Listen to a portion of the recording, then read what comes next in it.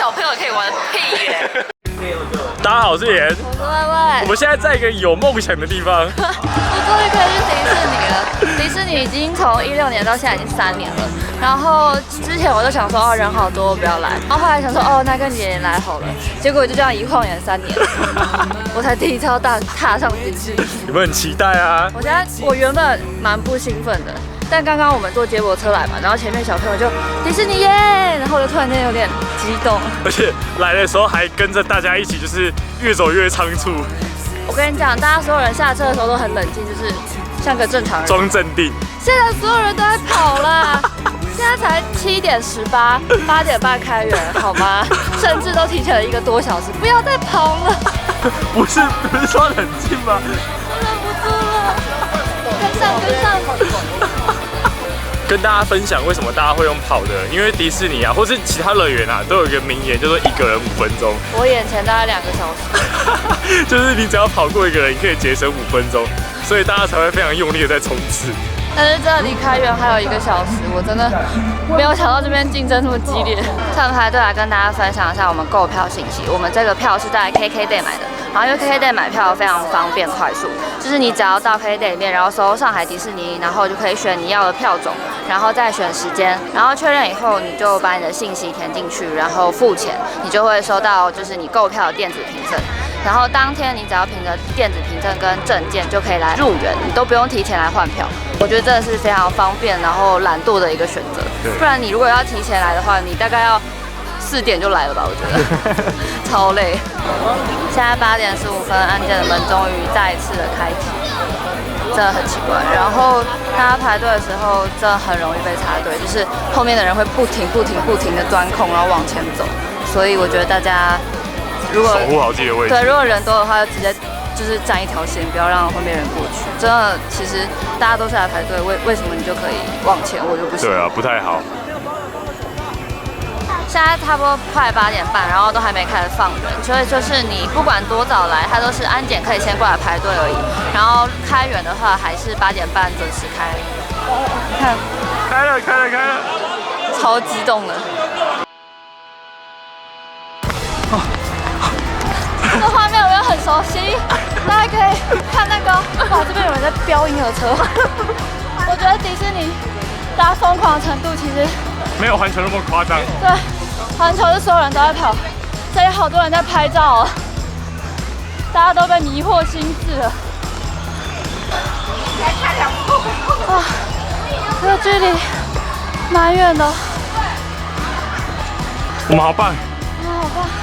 事实证明，你买一般的门票，早点来，7点就到现场，一进来就跑。还是可以的。冷静下来，跟大家讲一下我们这一次的规划。我们原本预计是创跟飞跃地平线选一个，然后抽快速通关，另外一个就直接去排队。然后我们这次进来的时候，飞跃地平线 FP 已经没有位置了，要下午才可以抽。然后创可以立刻抽早上的场次，所以我们就立刻决定抽创，然后跑到飞跃地平线来玩。我们现在只用等30分钟。对，我们现在只要排30分钟，就还要跑得够快，1个人5分钟，这个原则不要忘记。探险家，你准备好了吗？拜托，我准备了3年哎。我们现在在飞跃地平线里面，它跟我想有点不一样，这边很像4D 影院，就看起来没有很厉害。对，看起来了。不过听说等一下就是会很高，所以我现在有点紧张。好快，看到很小我们刚玩完飞跃地平线，这东西实在太酷了。就它其实不是刺激好玩，我觉得它就是酷，因为它就是一个非常好的4D 影院。对，超级大的荧幕哦。它基本上就是带你去看世界各地的，就是名胜古迹，还有风景啊什么的。然后它的画面非常真实，虽然我觉得在城市方面，因为高楼嘛，然后因为那个荧幕的关系，所以会变形，其实就会出戏。对。但是自然景观那边真的是超猛，超逼真。那个椅子会跟着你的那个飞行的画面稍微的有点移动，反正你的脑袋就整个被画面骗了啦。很推荐大家一来就冲这个或是创啊，这2个其中一个一定要玩，这一定要玩，不可以错过。带小朋友来，我觉得这特别适合。对，小朋友会哇，世界好大，而且这也不危险，就是不会说太恐怖，小朋友会吓哭。对，好，那我们现在就赶快去第2个要玩的地方创。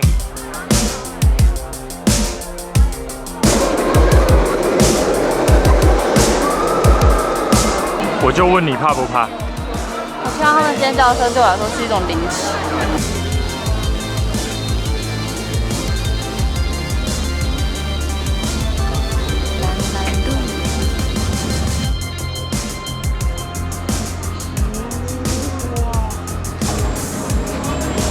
这个创真的是太好玩了。我不知道，我从头到尾都闭着眼睛。它就是一个趴式的，然后以一个那种竞速摩托车的方式冲出去。其实我觉得没有非常的恐怖，因为它不会一直有往下冲的那种失重感，它其实就是一直加速往前冲，然后左弯右弯这样子。对一个惧高症患者来说，他其实那个往下冲还是蛮多的，而且因为它速度真的很快，而且因为你趴着嘛，然后你是要这样看东西的，所以我到最后我直接放弃，我就一直趴着，然后什么都没看到。会不会在一冲出去的那一瞬间，甚至都还没看到户外轨道，他就已经整个人趴在摩托车车把上崩溃了？其实说真的，如果跟其他那种比较成人性的乐园，像环球那种比起来的话，这云霄飞车不算恐怖。对，它绝对没有环球的飞天翼龙恐怖。对对，但那个声光特效啊，还有那个刺激的感觉，其实也都蛮够的。那有一个好处就是它很短。对对对，大概可能30-40秒就结束了。对，就是我觉得，我好像差不多可以睁开眼睛的时候，我就到了。你这是超浪费钱，你到底干？玩完2个项目，我们终于可以休息一下了，喝点水。我觉得迪士尼真的很贴心，虽然它不准你带超过600毫升的饮料，然后也不太准你饮食，但是它可以确保你在迪士尼园区就是想喝水跟想吃东西的时候都会有。因为饮水区其实一路上就看到了好几个。玩完创真的要喝一大瓶，好累。休息了一下，我们又开始排巴斯光年星际营救。其实迪士尼的排队队伍都还蛮友善的，我们玩完1轮之后排大概都只有半小时到40分钟这样。宇宙无限。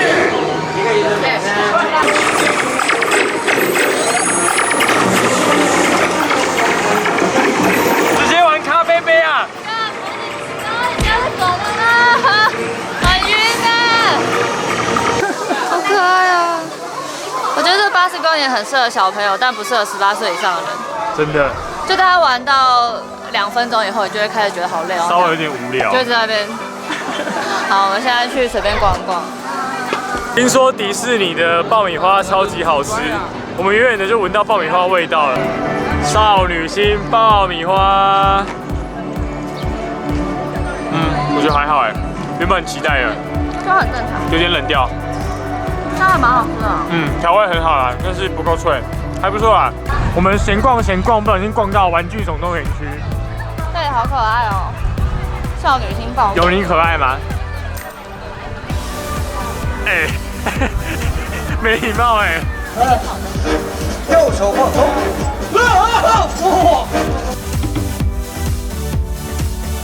这个园区真的好梦幻啊，好可爱。而且这里面真的全部都是小朋友。应该不会有成人就是很想来挑战这一区的。我们发现游行的起点就在玩具总动员这一区的门口而已，所以我们又决定回来光顾弹头先生和他的餐厅，吃个东西，然后正好等12点游行。108块你可以获得一个咖喱猪排饭跟一个青柠柚子茶。它长得好 Q 哦，有它我瞬间就觉得好啦，可以原谅。没错。但是咖喱酱有点少哎，猪排是厚的。好吃吗？咖喱的调味跟全家一样。OK， 好像是全家买进来的。但猪排还不错。一般我们认为咖喱猪排饭就是咖喱饭上面夹了一块猪排，但这个不是，这里的逻辑比较像是咖喱猪排，然后铺在饭上面，所以酱很少，但是那个饭很多。好吧，赶快吃，看游行。看游行，看游行。现在大概11点45左右，这整个游行的两旁一开始陆续站人了，所以大家要看游行的话，大概11点40分左右来会最适合。你可以站到第一排的位置，近距离看游行。米奇形状的 QQ 珍珠，太 Q 了，很用心哎，太可爱了。我觉得这就是乐园的不一样的地方，就是他们在每一个小细节都很用心。快点游行！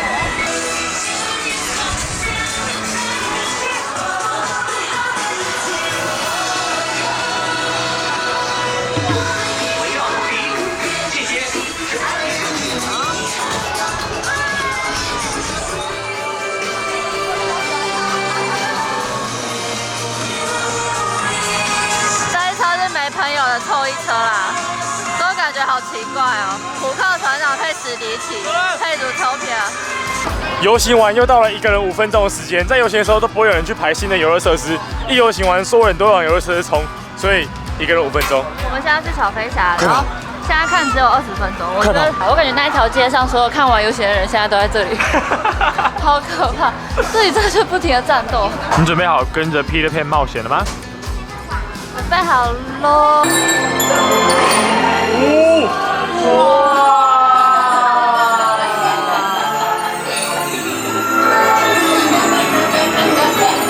觉得好棒哦，就真的觉得自己的童心都爆发了，你知道，不是少女心，是童心。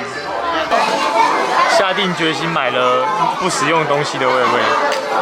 来迪士尼嘛，总是要做一点，不然拍照就是很不融入这个气氛。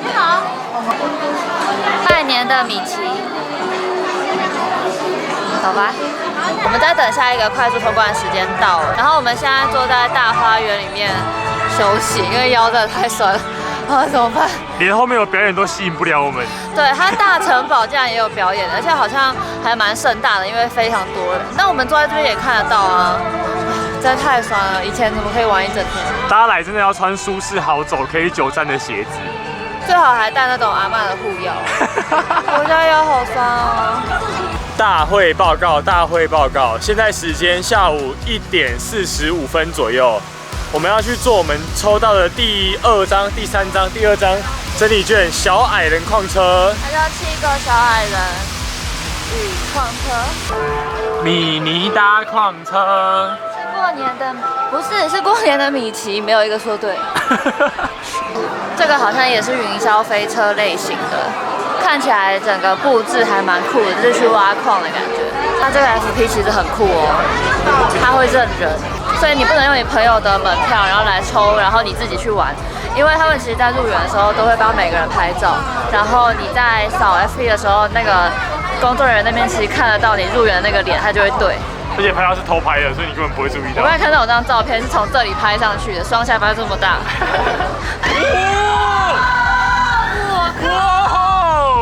哦，还好啦，很简单呢，吓了一跳而已，还好还好。屁嘞！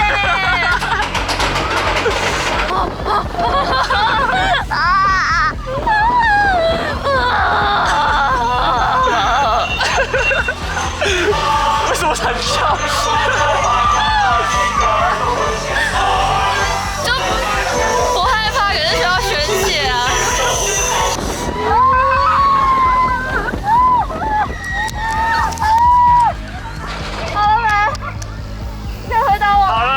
好了，真的吗？真的啦，真的。啊！妈耶！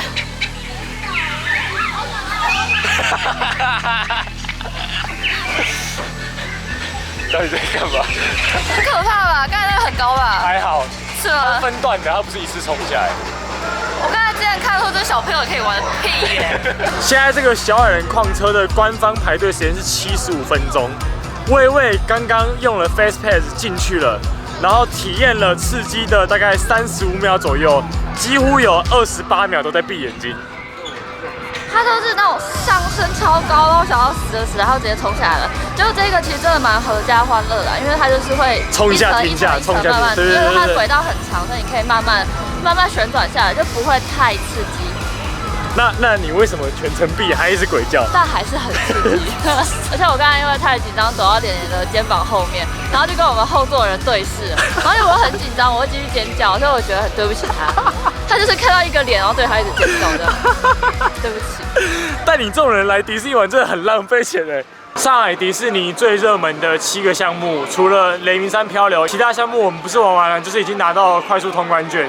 所以这一次真的是非常轻松简单，就制霸全项目。真的没有想到。对，然后现在其实大概才2点左右，大部分的快速通关券都已经发完了，所以你就是要领也领不了了。所以大家来真的是要好好掌握早上的黄金时段，赶快把热门项目优先玩完。在去看杰克船长路上遇到火鸡腿、火鸡翅，对，不知道是什么样的迷信，感觉来乐园就是一定要吃一个火鸡腿还是火鸡翅之类的。又是一只80人民币的火鸡腿，这个物价也是蛮恐怖的啦，超荒唐鸡翅的 size， 这也太大了吧！吃看来啊！肉质非常有弹性。然后外面那一层就有点像是照烧酱，可是它的麦芽甜味比较重一点，算是偏甜的烤肉。然后火鸡的肉质真的就是蛮弹性的，很扎实，很神奇，但我觉得好吃哎。虽然80真是超级无敌贵，但是我觉得来乐园嘛，所以这是个蛮酷的啊。然后我们就压线的走到另外一个秀，叫《风暴来临》，也是非常推的一个秀，去看看吧。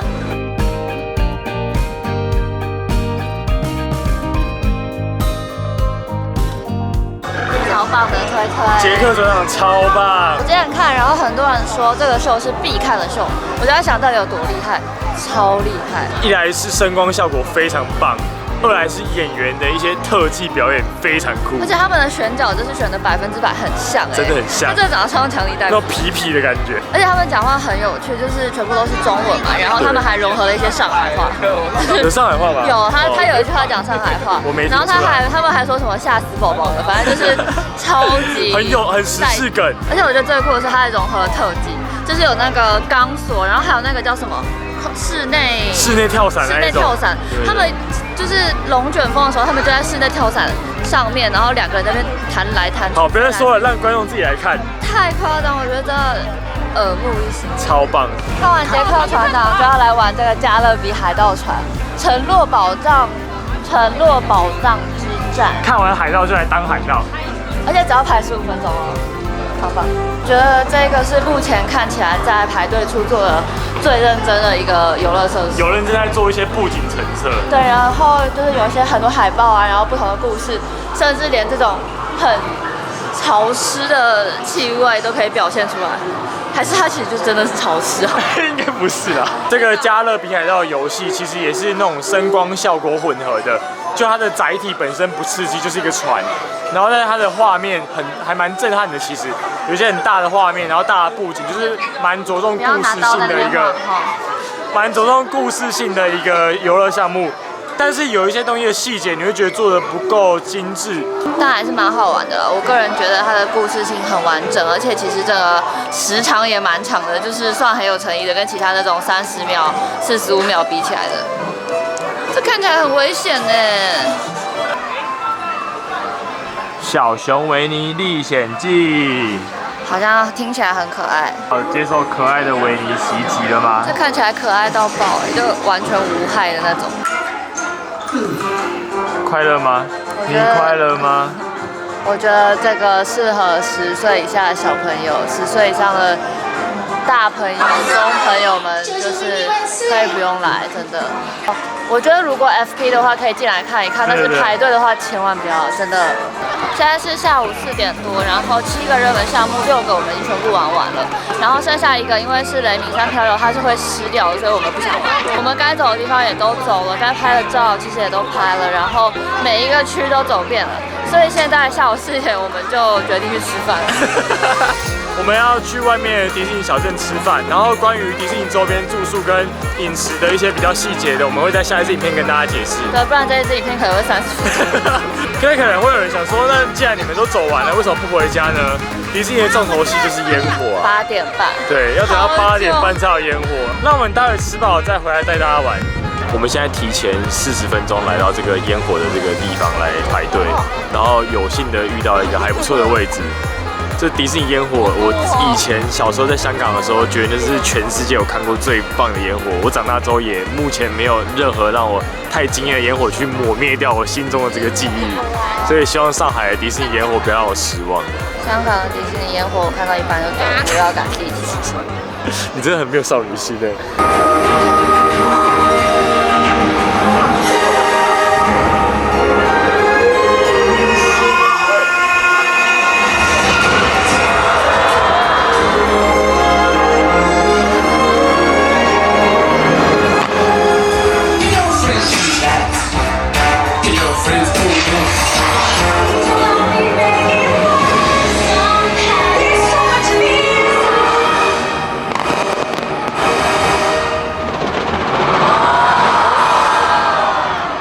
我觉得烟火其实蛮好看的，但是它没有到我想象中的精彩，可能是因为老了吧，就是永远超越不了自己第一次看到的那个迪士尼烟火。对我来说，它就是一个很好看的光雕秀，但是说烟火的话，其实就是陪衬而已，没有特别精彩啦。整个乐园今天总体玩起来，我觉得其实有稍微把我拉回童心的感觉，但总是有一些不幸的地方把我拉回现实。整体说起来，我觉得蛮贴心的一个点是，它全程都是普通话，所以台湾人来玩绝对没有任何语言的障碍。然后玩完几个热门的项目之后，我觉得就可以开始往看秀的地方发展了，因为秀其实真的蛮精彩的，不要错过。然后跟大家讲几个小攻略，就是快速通关，大家一定要好好善用。就是你们入园之前要下载迪士尼的 APP， 然后里面有一个叫快速通关的东西，我们总结了3点给大家。第一点，入园的那1秒马上抢第一次。第二点，如果你2小时之内把第一次用掉的话，那你要马上再抽下一个。第3点，如果你 book 的项目是2个小时更之后，但是2个小时一到，你还是要继续抢下一张。反正无论如何，就是2个小时一定要抢一次啊，就不要忘记这件事情就好了。对的，这很重要，一定要设置闹钟，可以帮你省下非常多的时间，在1天之内玩遍所有的东西。然后我觉得上海迪士尼其实真的蛮有特色的，所以如果是迪士尼迷的话，我觉得你们可以来看看。不要错过普通话的迪士尼。那我们今天影片差不多就到这边结束了。如果喜欢的话，可以订阅我们，然后按个喜欢，也可以追踪我们 Instagram 跟 Facebook，会有我们更多期的生活资讯分享。那就下次影片再见喽，拜拜。